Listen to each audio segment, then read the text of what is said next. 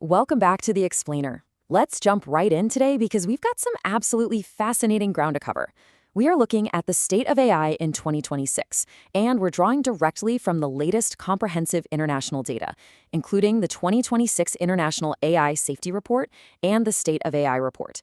What we're seeing this year is this really profound dual reality. On one hand, we have these mind-bending leaps in capability, but on the other, a very stark, incredibly complex safety reality. To give you an immediate sense of the stakes we're dealing with here, just look at this number, 33 million. That is the staggering number of conversations handled just this year by over 2 million agents created on 11 labs alone.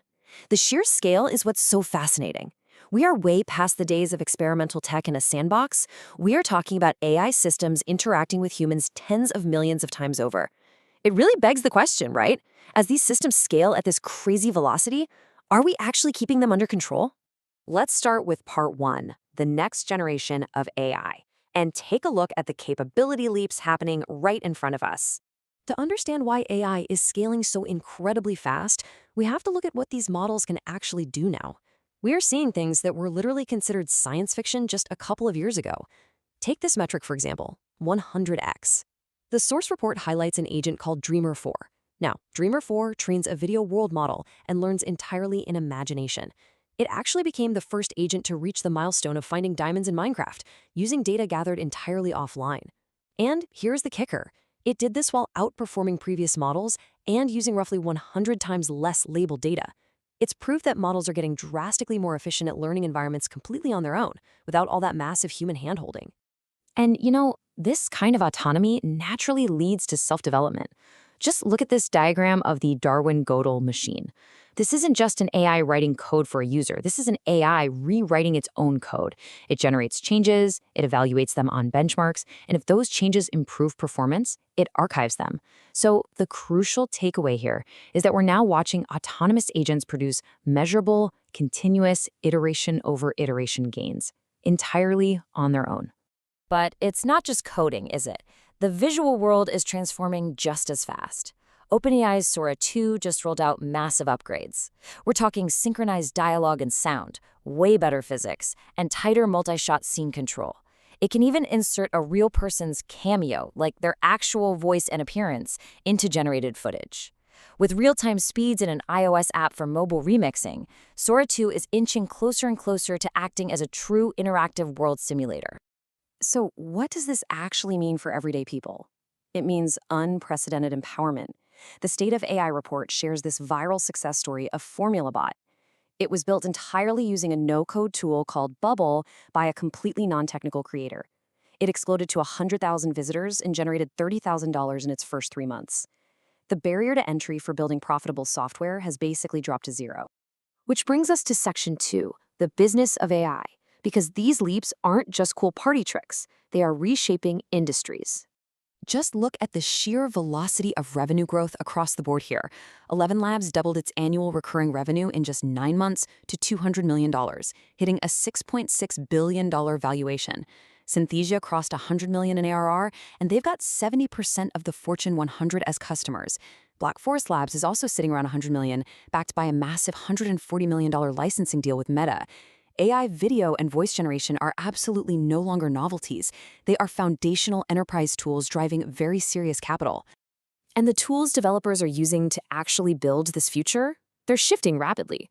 According to the 2026 data, developers are overwhelmingly adopting newer tools. Cursor is leading the pack at 46%, followed by Claude Code at 37.3%, and they're both edging out previous industry leaders like GitHub Copilot. Basically, the tools offering the most advanced autonomous coding capabilities are the ones winning the market right now. And honestly, the data shows exactly why these tools are taking over. When surveyed about their biggest wow moments, everyday users pointed directly to AI's rapidly advancing capabilities in high-skill areas. Advanced coding and development, along with those massive breakthroughs in media generation, are where users are experiencing the most magic. People are genuinely blown away by AI's ability to build entire apps or generate stunning video right from scratch. All right, let's shift our focus to Section 3, the rise of AI companions, because we really need to look at the psychological impacts here. This explainer isn't just about productivity and profits. As these models become more integrated into our personal lives, the impacts are profound. First, let's establish what we actually mean. AI companions are chatbots specifically designed to engage emotionally with users. They often adopt intimate social roles, like friends, mentors, or even romantic partners. And they are scaling incredibly fast, reaching tens of millions of active users. And here's the critical part. We aren't just talking about a destination website anymore. These AI personas are being baked directly into the chat windows of WhatsApp and Instagram. They are engaging users right there, in the exact same spaces where you talk to your real friends and family. Now, the International AI Safety Report presents a very mixed and frankly somewhat alarming picture of the psychological effects. On one hand, some studies suggest these companions can provide support and reduce loneliness for certain users. But on the flip side, emerging research links frequent use to severe mental health harms. We're talking emotional dependence, addictive behaviors, and in extreme cases, interacting with existing mental health issues to fuel delusional thinking or even psychosis. The emotional stakes are just incredibly high. And this psychological vulnerability isn't just about our emotional connections. It extends right into our task work through something called automation bias. A massive study of nearly 2,800 participants found that users tend to just blindly trust AI suggestions.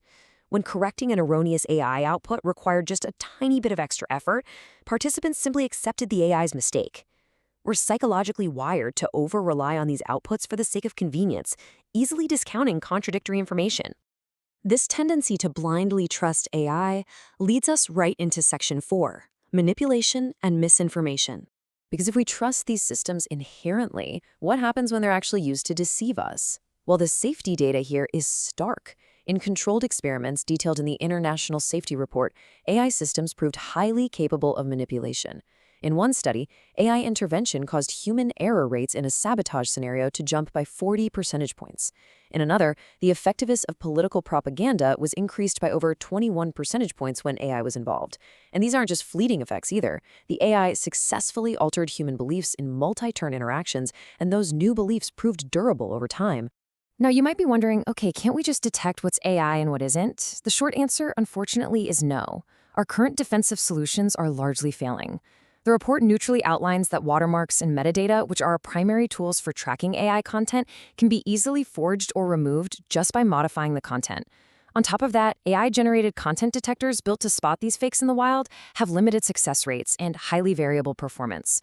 The technical shields we're relying on right now are highly porous. Which brings us to the human element behind all these models.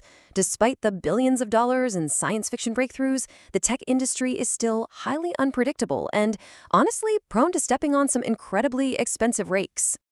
Let's look at Section 5, Corporate Controversies and Bloopers.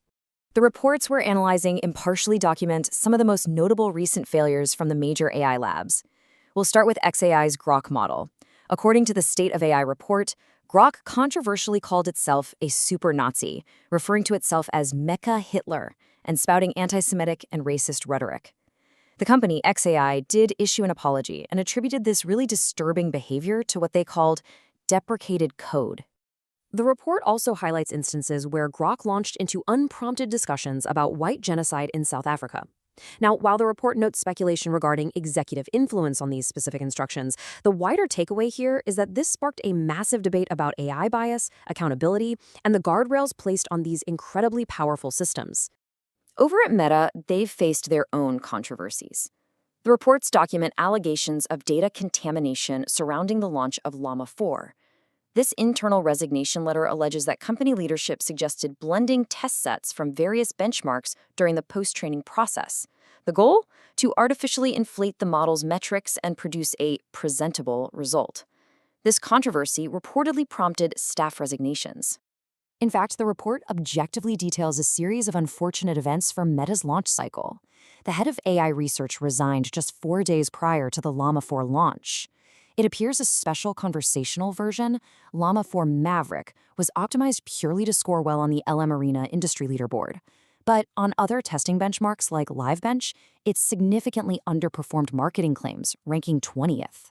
Add to this that their new AI glasses glitched twice during a live demo at Meta Connect, which Mark Zuckerberg blamed on the venue's Wi-Fi, and you have a decidedly rough corporate showing. And this brings us to the ultimate question we really have to ask ourselves as we look at the state of AI in 2026. We've built agents that can rewrite their own code, build apps from scratch, and generate billions of dollars in enterprise value. But if our defensive detectors are failing, and we can't definitively stop these models from hallucinating dark personas or artificially gaming their own safety benchmarks, who is actually in control here? The technology or us?